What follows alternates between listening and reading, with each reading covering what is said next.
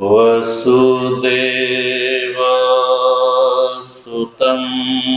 देवं कंसचाणूरमर्दनम् देवकी परमानन्दम्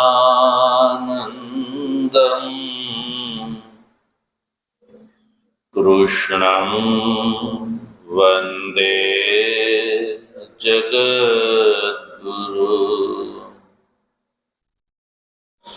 मूकं करोति वाचालं पङ्गुं लङ्घयते गिरिं यत्कृपातमहं वन्दे परमानन्दमाधवम् शङ्करं शङ्कराचार्यं केशवं बादरायणं सूत्रभाष्यकृतौ वन्दे भगवन्तौ पुनः पुनः। ईश्वरो गुरुरात्मेति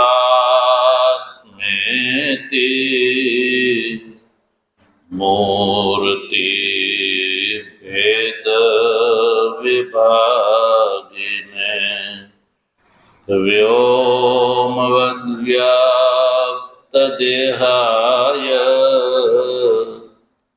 दक्षिणामूर्तये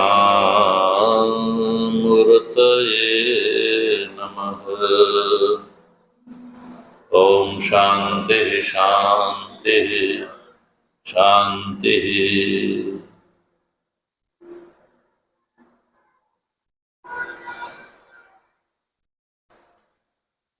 तत्व जिज्ञासु सज्जनों,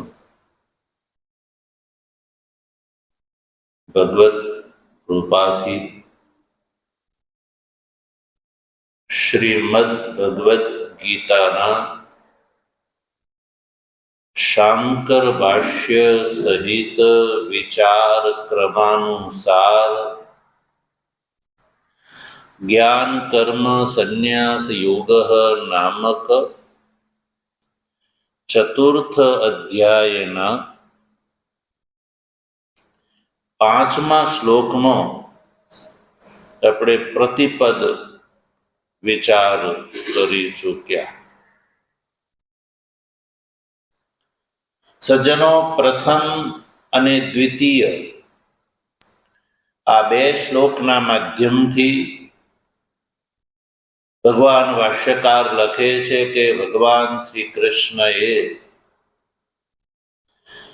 બીજા અધ્યાય અને ત્રીજા અધ્યાયમાં કહેલા ક્રમથી જ્ઞાન યોગ અને કર્મયોગનું વંશ કથન દ્વારા એમની સ્તુતિ કરી, વંશ કથન પૂર્વક સ્તુતિ કરી. અને ભગવાન શ્રી કૃષ્ણે અર્જુનને કહ્યું કે હે અર્જુન, આ જે જ્ઞાન યોગ અને આ કર્મયોગ એ મેં સૌ પ્રથમ વિવસ્વાનને કહ્યો હતો. વિવસ્વાને મનુએ એના પુત્ર ઇક્ષ્વાકુને, અને આ રીતે ક્ષત્રિય પરંપરાથી આ ચાલી પરંપરા અને કાલક્રમથી દુર્બળ અને અજિતેન્દ્રિય રાજા થવાના કારણે ક્ષત્રિય પરંપરાથી આ જે યોગ છે એ નષ્ટ થઈ ગયો. આજે હે અર્જુન, હું તને પુનઃ એ જ યોગનો ઉપદેશ આપું છું, જે યોગનો મેં ઉપદેશ વિવસ્વાનને સૌ પ્રથમ સૃષ્ટિના પ્રારંભમાં કહ્યો હતો.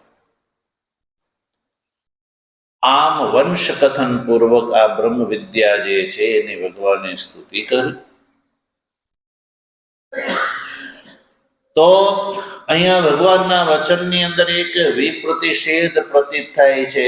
ભગવાનના વચનમાં એક વિપ્રતિષેધ પ્રતીત થાય છે કે ભગવાન કહે છે કે મેં વિવસ્વાનને જે યોગ કયો હતો એ જ હું તને અત્યારે કહું છું.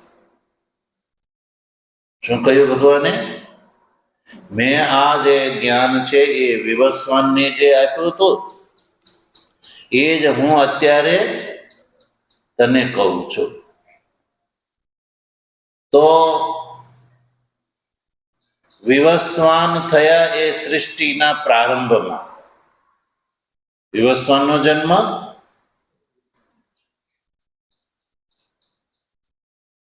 વિવસ્વતઃ જન્મ અપરમ. વિવસ્વાનનો જન્મ અપરમ કે પરમ? બોલો, હું કહેશું? શ્લોકમાં જોઈને પણ કહી શકો. વિવસ્વત જન્મ પરમ, ભવતઃ જન્મ અપરમ. અર્જુને ભગવાન પ્રત્યે કહ્યું કે ભગવાન, વિવસ્વાનનો જન્મ તો તમારી પહેલા થયો, સૃષ્ટિના પ્રારંભમાં થયો, અને ભવતઃ જન્મ અપરમ, તમારો જન્મ તો વસુદેવના ગૃહમાં થયો, મથુરામાં થયો. તો ત્વમ આદૌ પ્રોક્તવાન, સૃષ્ટિના પ્રારંભમાં વિવસ્વાનને તમે આ ઉપદેશ પ્રોક્તવાન કહી ચૂક્યા. એ તદ કથમ વિજાનીયામ, એ વાત અમે કથમ કેવી રીતે જાણીએ? આ તમારું કથન જે છે એ યોગ્ય છે કેવી રીતે ખબર પડે? અર્જુનને ભગવાન વિશે આ કોઈ શંકા નહોતી. ભગવાને વિપ્રતિષિદ્ધ કહ્યું છે એ વાત અર્જુનને ભગવાન વિશે કોઈ શંકા નહોતી. પણ ભગવાન ભાષ્યકાર એવું કહે છે કે કોઈ સામાન્ય મનુષ્યને પણ મા ભૂત કસ્યચિત બુદ્ધિ ભગવતા વિપ્રતિષિદ્ધમ ઉક્તમ ઇતિ. ભગવાને તો આ વિરુદ્ધ વચન કહ્યું છે. કોઈના મનમાં આવી બુદ્ધિ ઊભી ન થાય તેના પરિહાર માટે અર્જુને પ્રશ્ન કર્યો છે. અર્જુનના મનમાં ભગવાન શ્રી કૃષ્ણ પ્રત્યે ભગવાન શ્રી કૃષ્ણ ભગવાન છે કે નહીં એ વિશે કોઈ સંદેહ નહોતો. પણ કસ્યચિત બુદ્ધિ, કોઈની બુદ્ધિ આવી ન થાય, કોઈના મનમાં આવો સંદેહ ન થાય, એટલે અર્જુને ભગવાનને પ્રત્યે આવો પ્રશ્ન કર્યો. તો ભગવાને શું જવાબ દીધો કે અર્જુન, મેં બહુની જન્માની વ્યતીતાની, મારા અનેક જન્મો થઈ ગયા છે. એવું નથી કે હું આ તારી સામે જે વસુદેવ નંદનના રૂપમાં હું જે તને ઉપદેશ આપી રહ્યો છું એ મારો પહેલો જન્મ છે, એવું નથી. મેં જન્માની બહુની વ્યતીતાને, મારા અનેક જન્મો થઈ ગયા. ભગવાને એવું ઉત્તર આપ્યો.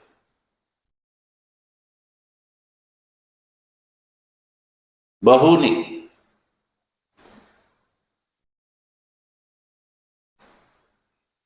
અને એટલું જ નહીં, મારા જ નહીં પણ તવ જ. આ જે છે અનેક જન્મ ગ્રહણ એ સર્વ પ્રાણી સાધારણ વાત છે. ભગવાને એવું કહ્યું કે કેવલ મારા જ અનેકો જન્મો થઈ ગયા છે એવું નથી, પણ તવ ચ, હે અર્જુન, તારા પણ અનેક જન્મ થઈ ગયા.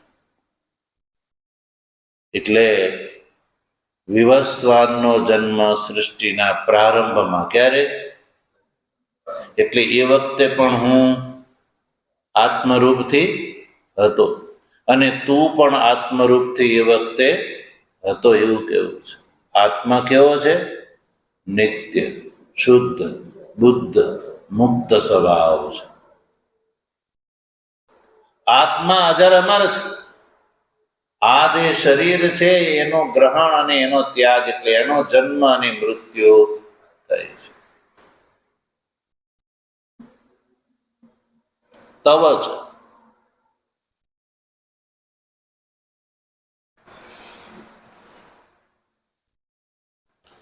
ઈશ્વર જે છે એનું જ્ઞાન અનાવૃત હોય છે. ઈશ્વર જે છે એ અનાવૃત જ્ઞાન શક્તિમાન હોવાથી ભગવાન કહે છે કે અર્જુન, તાની સર્વાણી અહમ વેદ.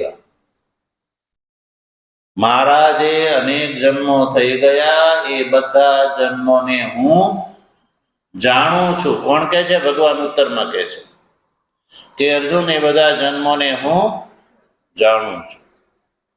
તાની સર્વાણી અહમ વેદ. હું એ બધા જન્મોને મેં ક્યારે ક્યારે કયા કયા જન્મો ધારણ કર્યા એ બધાને હું જાણું છું.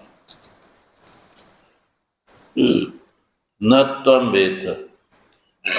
અર્જુન એમ કહે કે ભગવાન, તો મને કેમ ખબર નથી મારા અનેક જન્મો થઈ ગયા? તમે કીધું કે તવ ચ, તારા પણ અનેક જન્મો થઈ ગયા. તો અર્જુન કહે છે કે ભગવાન, તમે તો તમારા ગ્રહણ કરેલા, ધારણ કરેલા અને ત્યજી દીધેલા જે જન્મો છે તમે તો હું જાણું છું, તો મને કેમ એનો બોધ નથી? યા એમ કહો કે આપણે બધાને, આપણે આ પહેલા કયા જન્મમાં હતા એ આપણે બધાને બોધ છે. આ પૂર્વ જન્મમાં આપણે કયો જન્મ ધારણ ગ્રહણ કરેલો હતો બોલો ખબર છે?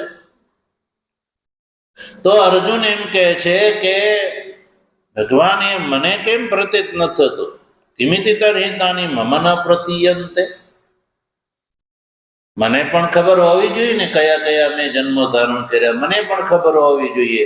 અને મને એની પ્રતીતિ નથી થતી, તો હું એ કેવી રીતે માની લઉં કે મારા પણ અનેક જન્મો થઈ ગયા? ચાલો, તમને તમારા જન્મો ગ્રહણ કરેલા એનો બોધ છે, તમે જ કહો છો ભગવાન કે હું એ જાણું છું. તો ભગવાન કહે છે ન ત્વમ વેત્ત, તું જાણતો નથી. ન ત્વમ વેત્ત, ન જાણીશ. કેમ નથી જાણતો? એનું કારણ ભગવાન ભાષ્યકાર બતાવે છે કે ધર્મ અધર્માદિથી પ્રતિબદ્ધ જ્ઞાન શક્તિ હોવાથી જીવને એણે ગ્રહણ કરેલા પૂર્વ જન્મનો બોધ નથી. ને ઈશ્વરને છે. જીવને ખબર, ઈશ્વરને ખબર છે. ઈશ્વર ભગવાન શ્રી કૃષ્ણ કહે છે કે તાની અહમ વેદ. એટલે ભગવાન શ્રી કૃષ્ણ કહે છે કે મેં જે જે જન્મો ધારણ કર્યા છે એ બધાનો મને ખબર છે કે આ પહેલા હું કયા જન્મમાં હતો, એ પહેલા મેં કયો જન્મ ધારણ કર્યો. ભગવાન કહે છે કે મને ખબર છે. તને એટલા માટે અર્જુન ખબર નથી કે તારી જ્ઞાન શક્તિ જે છે એ ધર્મ અધર્મ રાગ દ્વેષાદિથી પ્રતિબદ્ધ થઈ ગઈ છે. એટલે તને તે આ પૂર્વે ગ્રહણ કરેલા જન્મનો બોધ તને નથી. ધ્યાન આપો, શેના કારણે બોધ નથી? કે જીવની જ્ઞાન શક્તિ જે છે એ ધર્મ અધર્મ રાગ દ્વેષ કામ ક્રોધાદિ દોષોના કારણે પ્રતિબદ્ધ થઈ ગઈ છે. શું થઈ ગઈ છે? પ્રતિબદ્ધ થઈ ગઈ છે. ધર્મ અધર્મ રાગ લોભ વગેરે દોષોના કારણે જીવની જ્ઞાન શક્તિ પ્રતિબદ્ધ થઈ ગઈ હોવાથી જીવને પોતે પૂર્વમાં ગ્રહણ કરેલા જન્મોનો બોધ નથી. અને ઈશ્વરની જ્ઞાન શક્તિ ધર્મ અધર્મ રાગાદિ દોષોથી પ્રતિબદ્ધ થઈ નથી. એટલે એને ખબર છે. સચો ભગવાનને કેમ બોધ છે?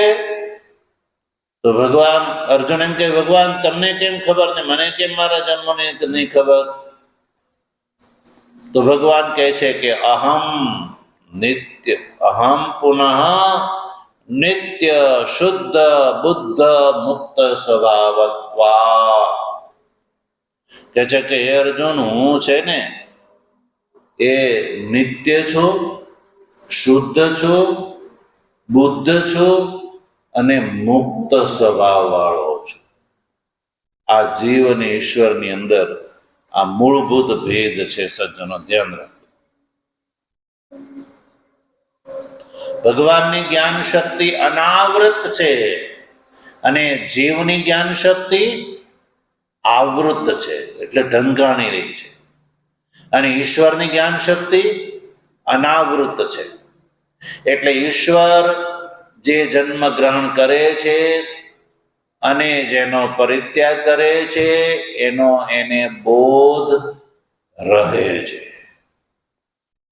જીવને નથી રહેતો એ પરંતર. એટલે અનાવૃત જ્ઞાન શક્તિને કારણે મેં ગ્રહણ કરેલા જન્મને પણ જાણું છું. અને સજ્જનો એટલું જ નહીં, ભગવાન શ્રી કૃષ્ણને પૂછો તો અર્જુને જે જન્મો ધારણ કર્યા છે એ પણ ભગવાન શ્રી કૃષ્ણ જાણે છે. તો તમે કહેશો કે સારું, ચાલો. ભગવાન શ્રી કૃષ્ણ અનાવૃત જ્ઞાન શક્તિ વાળા હોવાથી પોતે આ પૂર્વે, એટલે કે કૃષ્ણ વસુદેવ નંદન શ્રી કૃષ્ણ જન્મ ગ્રહણ પૂર્વે એમણે જે રામાદિ અવતારો ધારણ કર્યા એનો એને બોધ છે. કોને? ભગવાન શ્રી કૃષ્ણને. અને માની લો કે ભગવાન શ્રી કૃષ્ણને અર્જુનને ગ્રહણ કરેલા જન્મનો પણ બોધ હોય તો આપણને બધાને એમ થાય કે સારું, ચાલો હવે ભગવાન કેટલાની ખબર રાખે. આપણે બેઠા છીએ, આપણા પણ આ પૂર્વે ન જાણે કેટલા જન્મો થઈ ગયા હશે. એ જન્મની ભગવાનને થોડી ખબર હશે? બોલો, હશે કે નહીં હોય? તો ભગવાનને પણ આ સંસારની અંદર જેટલા જીવો છે, બોલો, ગણી શકશો? જીવો કેટલા હશે ખબર હશે? બોલો. દેવ, મનુષ્ય, કીટ, પતંગ, કીડા, મોકડા, ઘોડા, ગધેડા જે છે એ બધાને ગણો તો કોઈ ગણી શકશે સંસારમાં? નહીં. તો હવે આ બધાએ જન્મો ક્યારે કેટલા ગ્રહણ કર્યા ભગવાનની પાસે હિસાબ હશે? બિલકુલ હિસાબ છે. જો એ એક જીવના જન્મને પણ ભગવાન ન જાણે તો ભગવાનની સર્વજ્ઞ શક્તિ જે છે એની અંદર દોષ આવી જાય, ન્યૂનતા આવી જાય. શું આવી જાય? ન્યૂનતા આવી જાય. શું આવી જાય? એની અંદર ન્યૂનતા આવી જાય કે ભગવાન જે છે, માનો કે આ સંસારની અંદર જે દેહધારી જીવો છે એમાં એક પણ દેહધારી જીવોએ આ પૂર્વે ગ્રહણ કરેલા જન્મનો ભગવાનને જો બોધ ન હોય તો ભગવાનના સર્વજ્ઞત્વની હાનિનો દોષ આવે. શું થાય? ભગવાનના સર્વજ્ઞત્વની હાનિ થઈ જાય.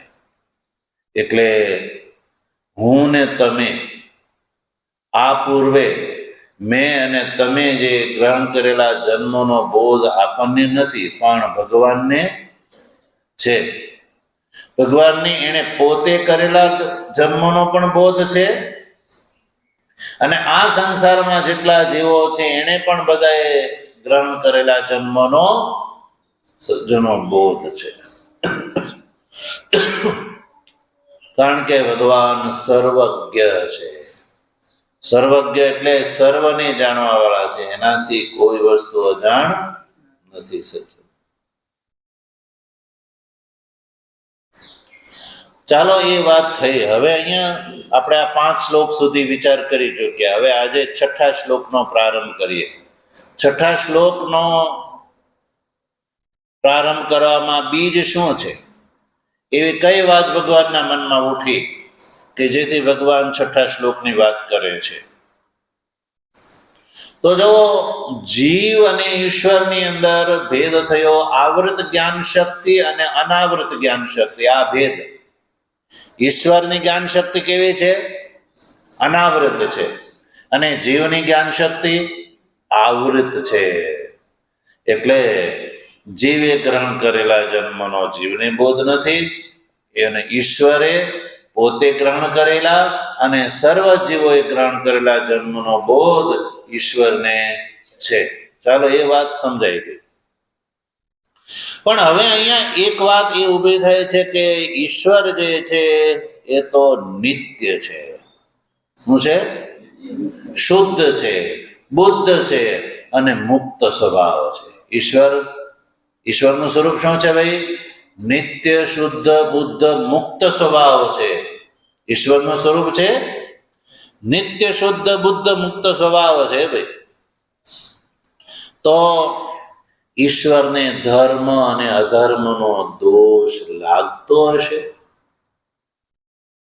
ઈશ્વરને ધર્મ અને અધર્મની અંદર કર્તૃત્વ બુદ્ધિ હશે? શું ઈશ્વર દ્વારા ધર્મ અને અધર્મનું અનુષ્ઠાન થતું હશે? ઈશ્વરને પાપ અને પુણ્ય લાગતા હશે? જો ઈશ્વરને પાપ અને પુણ્ય લાગતા હોય તો માની લો કે પાપ અને પુણ્યના ફળ સ્વરૂપે ઈશ્વરનો જન્મ થાય. પાપ અને પુણ્યના ફળભોગ માટે ઈશ્વરને જન્મ ધારણ કરવો પડે. જો ઈશ્વરને પાપ અને પુણ્યનો સ્પર્શ ન થતો હોય તો ઈશ્વરને જન્મ ધારણ કરવામાં કારણ શું? અને ભગવાન શ્રી કૃષ્ણે અહીંયા કીધું, મેં બહુની જન્માની વ્યતીતાની, મારા અનેક જન્મો થઈ ગયા. તો જન્મમાં નિમિત્ત શું હોય છે ભાઈ? પાપ અને પુણ્ય. શું હોય છે? પાપ અને પુણ્ય, અથવા ધર્મ અને અધર્મ. સામાન્ય જીવ જે જન્મો ધારણ કરે છે તો એની પાછળનું જન્માદિનું બીજ શું છે? પાપ અને પુણ્ય. પાપ અને પુણ્ય, ધર્મ અને અધર્મના ફળ સ્વરૂપે જીવને જન્મ ધારણ કરવો પડે છે. અને આ જ પાપ અને પુણ્ય, ધર્મ અધર્માદિના કારણે જીવની જ્ઞાન શક્તિ આવૃત રહે છે. હવે જે કહ્યું કે ઈશ્વરની જ્ઞાન શક્તિ અનાવૃત છે, ધર્મ અધર્મ આદિથી રહિત છે, તો પછી ઈશ્વરને જન્મ ધારણ કરવાનું નિમિત્ત શું? શા માટે ઈશ્વરનો જન્મ થાય છે? એ પ્રશ્ન ઉભો થયો અહીંયા. એટલે જો ભાષ્યકાર 6થા શ્લોકના અવતરણમાં લખે છે, જો 6થા શ્લોકનું અવતરણ જો,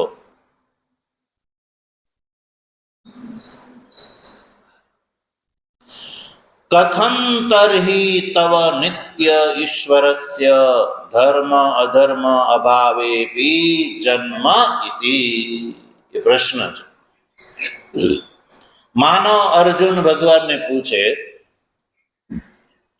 તવ નિત્ય ઈશ્વરસ્ય, હે ભગવાન તમે તો નિત્ય ઈશ્વર છો, તમે નિત્ય શુદ્ધ બુદ્ધ મુક્ત સ્વભાવ ઈશ્વર છો. એટલે તમારી અંદર ધર્મ અને અધર્મ રૂપ જન્મનું કારણ સંભવ નથી. ધર્મ અધર્મનો તમારી અંદર અભાવ છે. શું છે? તો જન્મનું કારણ શું છે? ધર્મ અને અધર્મ. હવે ઈશ્વર તો નિત્ય છે, અને નિત્ય ઈશ્વર હોવાથી ઈશ્વરની અંદર ધર્મ અને અધર્મ બંને સંભવતા નથી. તો પછી તવ જન્મ તર્હિ કથમ, તો તમારો જન્મ શા માટે થાય છે? અથવા કે તમે શા માટે જન્મ ધારણ કરો છો? ચાલો, હું જીવ છું. અર્જુન કહે છે, હું જીવ છું, પ્રતિબદ્ધ જ્ઞાન શક્તિ વાળો છું, આવૃત જ્ઞાન શક્તિ વાળો છું, અને મારો જન્મ તો ધર્મ અધર્મના કારણે થાય છે. તમે અનાવૃત જ્ઞાન શક્તિ છો, અપ્રતિબદ્ધ જ્ઞાન શક્તિ છો, નિત્ય શુદ્ધ બુદ્ધ મુક્ત સ્વભાવ છો. તો જન્માદિનું કારણ તો તમારી અંદર સંભવતું નથી. તો તમારો જન્મ કેવી રીતે કથમ તર્હિ તવ જન્મ? આ અર્જુનનો પ્રશ્ન. ભગવાન શ્રી કૃષ્ણ અર્જુનના આ પ્રશ્નને, માનો અર્જુનનો પ્રશ્ન મુખ શબ્દ તો નથી, પણ ભગવાન અર્જુનના મનમાં આવી આશંકા ઊભી થઈ શકે એ વાતને ધ્યાનમાં રાખીને ભગવાન શ્રી કૃષ્ણ આગળ 6થા શ્લોકમાં એનો ઉત્તર આપે છે કે ધર્મ અને અધર્મના અભાવ હોવા છતાં પણ ઈશ્વરનો જન્મ કેમ થાય છે, અથવા ઈશ્વર કેમ જન્મ ગ્રહણ કરે છે, એનું કારણ 6થા શ્લોકમાં ભગવાન શ્રી કૃષ્ણ બતાવે છે. જો એ 6થા શ્લોકમાં આપણે ઉચ્ચારણ કરીએ. અજોપી સન્ન વ્યયાત્મા, બોલો, ભૂતાનામીશ્વરોપી સન,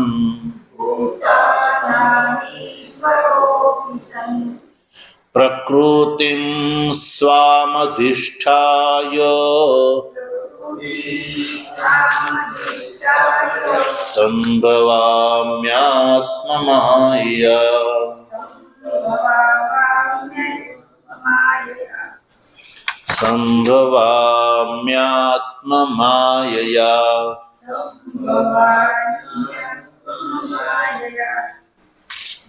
તો જો ભગવાન શ્રી કૃષ્ણ આ વાતનો આ શ્લોકમાં ઉત્તર આપે છે કે ભગવાન કહે છે કે હું નિત્ય શુદ્ધ બુદ્ધ મુક્ત સ્વભાવ હોવા છતાં ધર્મ અધર્મનો મને સંગ ન હોવા છતાં હું જન્મ શા માટે ધારણ કરું છું? સામાન્યતઃ જન્મ ગ્રહણનું કારણ શું છે? ધર્મ અધર્મ. શું છે? ધર્મ અધર્મના કારણે જીવના જન્મ મરણ થાય છે.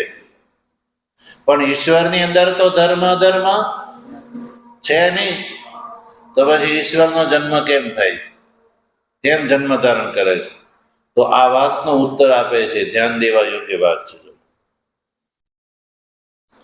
સંધિ વિગ્રહ પહેલા જો અજહ અજોપી છે ને, સંધિ વિગ્રહ છે અજહ અપી સન્ન વ્યયાત્મા. એ પદ છે ને એનો સંધિ વિગ્રહ છે સન અવ્યય આત્મા. સન શબ્દને જુદો પાડો અને અવ્યય આત્મા. પછી ભૂતાનામ ઈશ્વરોપી, એટલે ભૂતાનામ ઈશ્વર અપી સન પ્રકૃતિમ સ્વામ અધિષ્ઠાય સંભવામી આત્મમાયયા. આવો સંધિ વિગ્રહ થયો. સંભવામી આત્મમાયયા. આ રીતે સંધિ વિગ્રહ છે. ધ્યાન આપો, ભગવાને શું ઉત્તર આપ્યો? ભગવાન નિર્નિમિત્ત જન્મ શા માટે ગ્રહણ કરે છે? કારણ કે ઈશ્વરની અંદર તો જન્મનું કારણ વિદ્યમાન જ નથી. તો ઈશ્વરનો તો પહેલા તો જન્મ જ અયુક્ત છે. તો અતીત અનેક જન્મ ગ્રહણ કરવાની વાત તો દૂરની કોડી રહી. અહીંયા તો ભગવાન કહે છે કે મેં એક નહીં પણ અનેકો જન્મ ગ્રહણ કર્યા છે. એટલે એ શંકા જે છે અર્જુનની, એનો ઉત્તર ભગવાન આપે છે. જુઓ, શ્લોક જે છે ને એને આપણે વાક્યક્રમમાં બોલીશું. વાક્યક્રમ.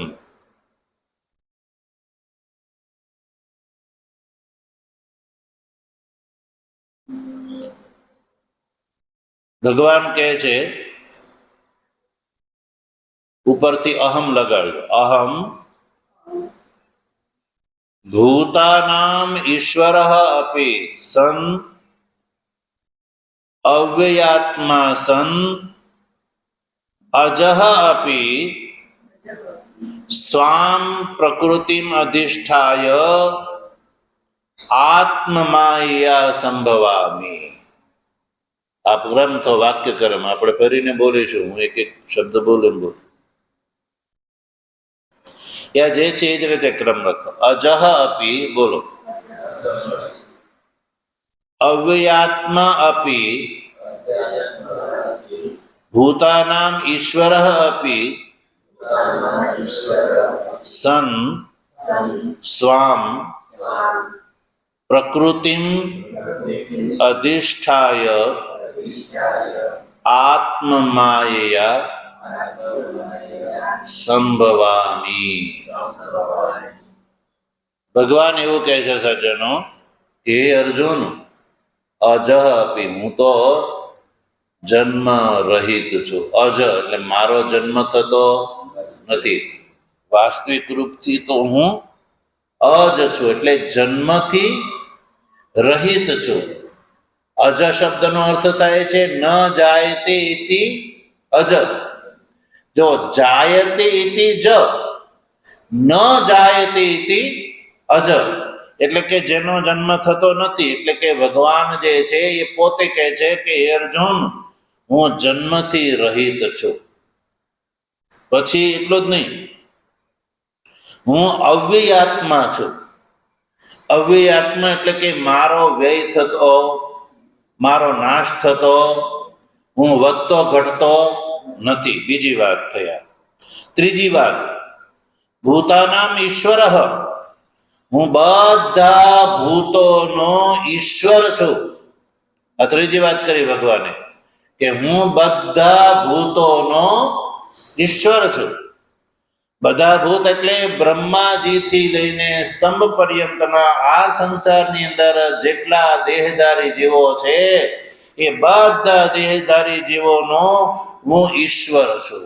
ઈશ્વર છું એટલે નિયંતા છું.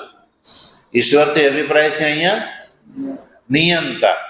એટલે કે બ્રહ્માજીથી લઈને સ્તંભ પર્યંતના જેટલા દેહધારી જીવો છે એ બધાની ઉપર મારું શાસન ચાલે છે. મારા શાસનમાં બધા જીવે છે. મારી ઈચ્છાથી મારા વિરુદ્ધ કોઈ જઈ શકે નહીં, બ્રહ્માજી પણ નહીં. એટલે કે બધાનો હું નિયંતા છું, ઈશનશીલ છું. ઈશનશીલ એટલે કે મારી શક્તિથી બધા જીવે છે. બ્રહ્માની અંદર જે શક્તિ છે એ કોની છે? ઈશ્વરની. સ્તંભની અંદર જે શક્તિ છે એ ઈશ્વરની છે. ભગવાન કહે છે કે એ બધાની અંદર જે સામર્થ્ય છે એ મારું છે. હું બધા ઉપર શાસન કરવા વાળો છું, ઈશનશીલ છું.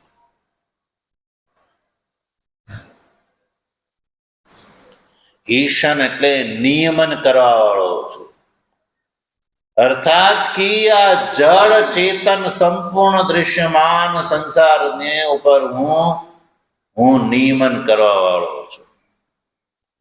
મને લાગે છે કે આ સંસાર ઉપરનું કોઈનું નિયમન હોય એવું લાગે છે? નથી લાગતું? તો સૂર્ય જે છે એ નિશ્ચિત સમય એનો ઉદય થાય છે, નિશ્ચિત સમય એનો અસ્ત થાય છે. અને આપણી ઉપર કોઈ શાસન કરવા વાળું ન હોય તો આપણે ક્યારે ઉઠીએ, ક્યારે જાગીએ? બોલો. ખાવા પીવાનો કોઈ મેળ રહે? એમ લાગે કે મને કોણ કહેવા વાળું છે? મને કોણ કહેવા વાળો છે? હું ગમે ત્યારે જાઉં, ગમે ત્યારે આવું, ગમે તે ખાવ, ગમે એવું પીવું, તું મને કહેવા વાળો કોણ? તો ઈશનશીલ કોઈ ન હોય તો સામાન્ય મનુષ્યનું જીવન અસ્તવ્યસ્ત થઈ જાય છે. તો સજ્જનો વિચાર કરો, સૂર્ય, ચંદ્ર, ગ્રહ, તારા, નક્ષત્ર, આ ગેલેક્સીઝ વગેરે બધા નિયત સમયે ચાલે છે. તો એની ઉપર કોઈ ઈશન કરવા વાળું નહીં હોય, કોઈ શાસક નહીં હોય કોઈ. વિચાર કરો, સૂર્ય અને ચંદ્રની ગતિ. ચાલો ગ્રહ, નક્ષત્ર, તારા તો આપણને બહુ સૂક્ષ્મ રૂપમાં દેખાય, એનો તો આપણે અભ્યાસ પણ કરતા નથી. પણ સૂર્ય ચંદ્ર જે છે એ સ્થૂળ રૂપથી આપણને એનું દર્શન થાય છે, તો એ નિશ્ચિત સમયનો ઉદય અસ્ત થાય છે કે નહીં? એ જ રીતે ગ્રહ નક્ષત્ર વગેરેની અંદર પણ આ જ છે. ગ્રહ નક્ષત્ર વગેરેની ગતિ પણ નિશ્ચિત છે. નક્ષત્ર મંડળ આકાશમાં જોયું ક્યારે? નક્ષત્ર મંડળ પર નિશ્ચિત સમયે ગતિ કરે છે. ધ્રુવ તારાની ચારે બાજુ એ ફરે છે. કોણ ફેરવે છે? શું ત્યાં મનુષ્ય જઈ શક્યો છે? ત્યાં મનુષ્યએ કોઈ મશીન મૂક્યું છે, જનરેટર મૂક્યું છે? નહીં ને. તો પછી ત્યાં કોણ છે? જ્યાં મનુષ્યની સોચ, મનુષ્ય કલ્પના ન કરી શકે એવી ગેલેક્સીઝ વગેરે, આકાશ ગંગા વગેરે છે, ત્યાં કોણ નિયમન કરે છે? તો આ જે સંસાર છે સજ્જનો, એની ઉપર કોઈ નિયામક ન હોય તો એ સ્વાભાવિક. આજકાલનું વિજ્ઞાન ને સાયન્સ, જેની પાસે કોઈ વૈદિક ધર્મ નથી, પ્રમાણભૂત વેદો જે નથી, યા પ્રમાણભૂત વેદ પ્રત્યે જેનો વિશ્વાસ નથી, એવો આજનું જે સાયન્સ, જે લોકો કહે છે ને કે આપણે તો આ શાસ્ત્રોની વાત નહીં, આપણે તો સાયન્સની વાત માનવી જોઈએ. આજકાલ લોકો એવું બોલતા હોય છે. ઘણા લોકો જે છે એ અંગ્રેજોનું જૂઠું ખાનાર એમ કહેતા હોય કે હવે આપણે તો આ શાસ્ત્રની વાત મૂકી અને આપણે તો હવે સાયન્સની વાત માનવી જોઈએ. કોની વાત? સાયન્સની. સજ્જનો, સાયન્સની કોઈ આયુષ્ય નથી. સાયન્સની અંદર કોઈ નિત્ય પ્રામાણ્ય નથી. શું નથી? બોલો. નિત્ય પ્રામાણ્ય નથી. તમે કહેશો કે કેવી રીતે? જો યાદ રાખો, સાયન્સે આજે જે વાત નક્કી કરી, જે વિષય ઉપર આજે એને સાયન્સે જે નિશ્ચિત કર્યું કે આ વસ્તુ આવી છે, આ વસ્તુ આવી છે, એવું સાયન્સે નિર્ધારણ કર્યું. અને નિર્ધારણ કરીને આખા સંસારમાં એ વાત ફેલાવી કે ભાઈ આ વાત વસ્તુ આવી જ છે. બરાબર? હવે એ જે સાયન્ટિસ્ટ વ્યક્તિએ રિસર્ચ કરીને જે વાત એને નિશ્ચિત કરી અને એનો નિર્ધારણ કરી દીધું કે આ વાત આવી છે, હવે 5, 25, 50 વર્ષ પછી કોઈ નવો સાયન્ટિસ્ટ આવે, પહેલા કરતા પણ વધારે બુદ્ધિમાન આવે, તો એ પહેલાની અંદર ખોટખા પણ કાઢીને એમ કે જે આમાં આની ભૂલ રહી ગઈ છે, એનાથી વધારે પણ સંશોધન કરીને આગળ, તો હવે પહેલાની વાત કેવી થઈ ગઈ? એ પ્રમાણભૂત રહે કે અપ્રમાણભૂત રહે? બોલો. તો એ સાયન્ટિસ્ટે જે કેવલ તર્ક, યુક્તિ અને ઉપપત્તિથી નક્કી કરેલી વાત જે છે એ પેલા વ્યક્તિથી અપ્રમાણભૂત થઈ ગઈ, એનું ખંડન થઈ ગયું. ખંડન થઈ ગયું. જેમ કે સમજો, પહેલા રેડિયો છે, ટેપ રેકોર્ડર છે, એની કેટલી મહિમા હતી રેડિયોની. ટેપ રેકોર્ડર અત્યારે એનો કોઈ ભાવ પૂછે છે? ટેપ રેકોર્ડર ઘરમાં છે, ક્યાં પડ્યું છે તને ખબર છે? હાલો, 95 પછી આપણે માનો ને 90, 95 પછી મોબાઈલ આવ્યા. મોબાઈલ, હવે એની અંદર ખાલી કીબોર્ડ ને ફોન જ થતા હતા, બીજું એની અંદર કાંઈ હતું. અને કાળક્રમથી એની અંદર સંશોધન, એની અંદર નવીનીકરણ એનું થતું જ ગયું. હવે અત્યારે સ્માર્ટફોન થઈ ગયા, તો એ ફોનને હવે કોઈ ભાવ પૂછે જ? પહેલા નીકળેલા એ ફોનનો એ કેટલા ડબલા ભેગા થયા હશે.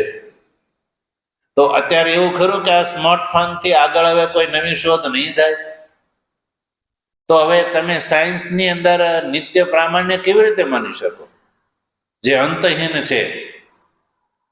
એટલે વેદ જે છે એ નિત્ય પ્રમાણભૂત છે. વેદની અંદર જે નક્કી થયેલી વાત છે એ પહેલા પણ એ જ છે, અત્યારે પણ એ જ છે, ને આગળ પણ એ જ રહેવાની છે. એની અંદર કોઈ બાંધછોડ નથી. કોઈ સાયન્ટિસ્ટ જે છે એની સાથે વૈદિક પ્રમાણ જોડાઈ જાય તો સાયન્ટિસ્ટની વાત પ્રમાણભૂત મનાઈ જાય. પણ વેદને પોતાની વાત સિદ્ધ કરવા માટે કોઈ સાયન્ટિસ્ટના સહકારની જરૂર નથી. સજ્જનો, યાદ રાખો, સાયન્ટિસ્ટને પોતાની વાતને પ્રૂવ કરવા માટે વેદ પ્રામાણ્યની આવશ્યકતા પડી શકે છે, પણ વેદની અંદર જે વેદે જે કહેલી વાત છે, વેદને પોતાની વાતને પ્રૂવ કરવા માટે સાયન્ટિસ્ટના કથનની યા એના પ્રામાણ્યની, એની સ્તુતિ પ્રશંસાની કોઈ જરૂર નથી. એટલે વેદનું જે પ્રામાણ્ય છે ને નિત્ય છે, શાશ્વત છે અને સ્વતઃ છે.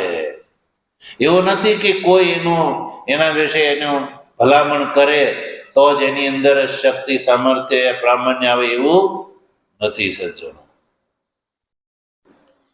એટલે વેદ જે છે એ સજ્જનો એટલે એને પ્રમાણભૂત માનવામાં આવે છે. એટલે ભગવાન શ્રી કૃષ્ણ આ શ્લોકની અંદર જે અર્જુનના પ્રશ્નનો ઉત્તર આપે છે એ આગળ એનો વિશેષ વિચાર કરીશું. ઓમ વસુદેવ સુતં દેવં કંસચાણૂરમર્દનમ દેવકી પરમાનંદમ કૃષ્ણં વંદે જગદ્ગુરુ મૂકં કરોતિ વાચાલં પંગું લંઘયતે ગિરિ યત્કૃપાતમહં વંદે પરમાનંદમાધવં શંકરં શંકરાચાર્યં કેશવં બાદરાયણં સૂત્રભાષ્ય કૃતૌ વંદે ભગવन्तૌ પુનઃ પુનઃ. ઈશ્વરો ગુરુરાત્મેતિ મૂર્તિભેદ વિભાગિને વ્યોમવદ્વ્યાપ્તદેહાય દક્ષિણામૂર્તયે નમઃ. ઓમ શાંતિ શાંતિ શાંતિ.